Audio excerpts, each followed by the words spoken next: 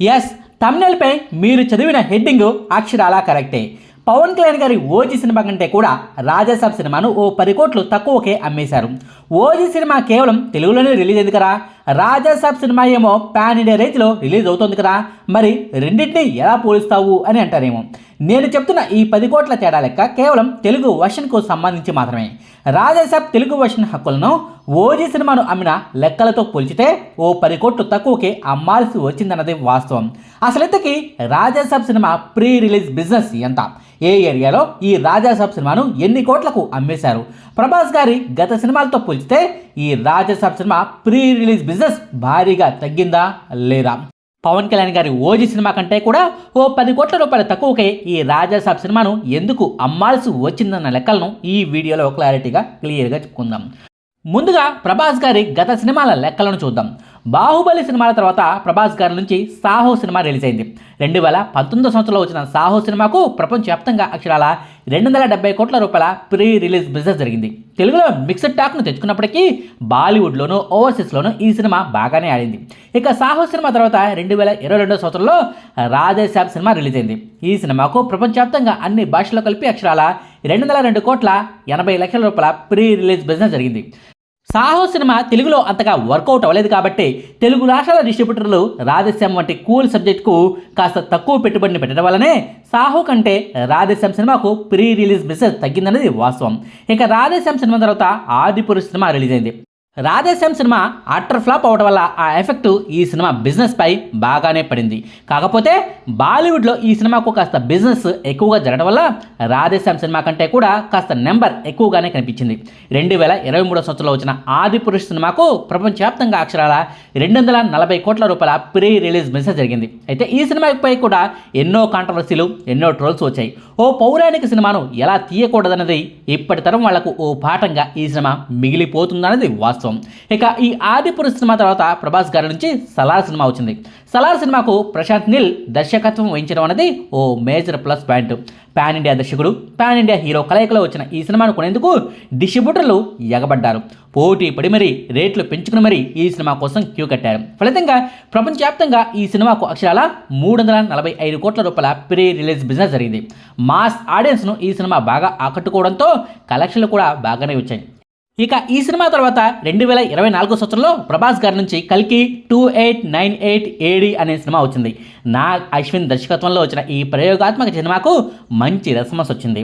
విడుదలకు ముందు నుంచి కూడా ఈ సినిమాపై భారీగా అంచనాలు ఉండడం వల్ల కావచ్చు, ఈ సినిమాలో అమితాబ్ బచ్చన్, దీపికా పడుకునే, కమల్ హాసన్ వంటి స్టార్ నటీనటులు ఉండటం వల్ల కావచ్చు ఈ సినిమాకు విపరీతమైన హైప్ క్రియేట్ అయింది. దానివల్లనే ఈ సినిమాకు ప్రభాస్ కెరీర్లోనే హైయెస్ట్ ప్రీ రిలీజ్ బిజినెస్ జరిగింది.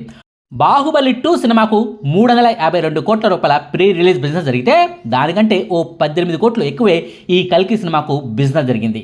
కల్కి సినిమాకు ప్రపంచవ్యాప్తంగా అన్ని ఏరియాలో కలిపి అక్షరాల 370 కోట్ల రూపాయల ప్రీ రిలీజ్ బిజినెస్ జరిగింది. తెలుగులోనే కాదు ఇతర భాషల్లోనే ఈ సినిమాకు కలెక్షన్లు బాగానే వచ్చాయి. అంతా బాగుండి ఉంటే కల్కి సినిమా తర్వాత ఇప్పుడు వస్తున్న రాజాసాబ్ సినిమా కూడా దాదాపుగా అదే రేంజ్లో ప్రీ రిలీజ్ బిజినెస్ జరిగి ఉండేది. కానీ మేకర్స్ ప్రమోషన్స్ తక్కువగా చేసుకోవడం వల్ల కావచ్చు, బాలీవుడ్లో సరైన రీతిలో సినిమాను తీసుకెళ్ళకపోవడం వల్ల కావచ్చు, ఫ్లాపుల్లో ఉన్న మారుతి ఈ సినిమాకు దర్శకత్వం వహించడం వల్ల కావచ్చు, ఓరమాస్ సినిమానో, డివోషనల్ సినిమానో, పీరియాడికల్ సినిమానో కాకుండా హర్రర్ కామెడీ జోనర్లో సినిమా ఉండడం వల్ల కావచ్చు. కారణాలు ఏమైతేనేం ఈ రాజాసాబ్ సినిమాకు మాత్రం సలార్, కల్కి సినిమాలతో పోల్చితే అనుకున్నంత హైప్ మాత్రం లేదు. అదే సమయంలో ప్రీ రిలీజ్ బిజినెస్ కూడా ఆ సినిమాల కంటే తక్కువే జరిగింది.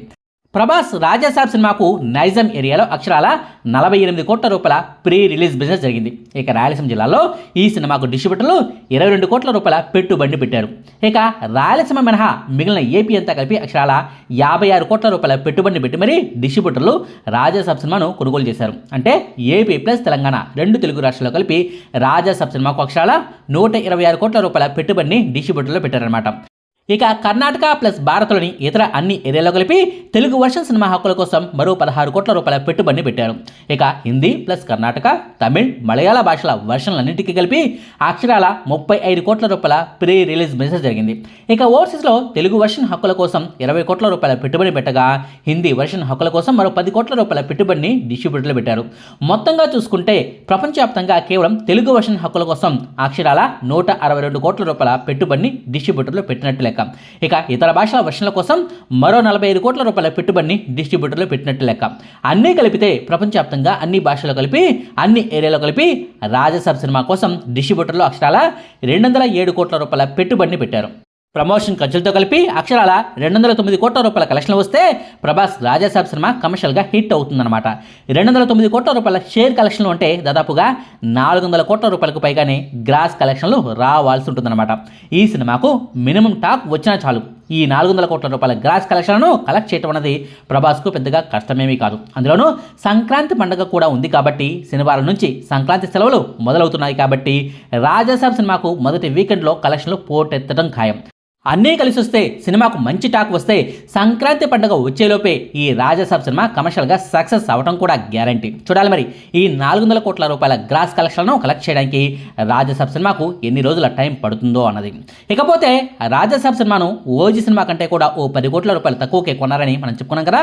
రాజాసాబ్ సినిమాను తెలంగాణలో 48 కోట్ల రూపాయలు పెట్టుకుంటే పవన్ కళ్యాణ్ గారి ఓజీ సినిమాను మాత్రం డిస్ట్రిబ్యూటర్లు ఏకంగా 54 కోట్ల రూపాయల పెట్టుబడి పెట్టారు.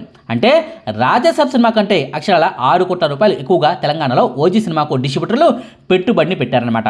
ఇక సీడెడ్లో రాజాసాబ్ సినిమాకు 22 కోట్ల రూపాయల పెట్టుబడిని పెడితే ఇదే రాయలసీమ జిల్లాలో ఓజీ సినిమాకు కూడా 22 కోట్ల రూపాయల పెట్టుబడిని పెట్టారు. అంటే రెండు సినిమాలకు కూడా రాయలసీమలో ఒకే రకంగా బిజినెస్ జరిగిందనమాట. ఇక రాయలసీమ మినహా మిగిలిన ఏపీలో రాజాసాబ్ సినిమాకు 56 కోట్ల రూపాయల పెట్టుబడిని పెట్టారు.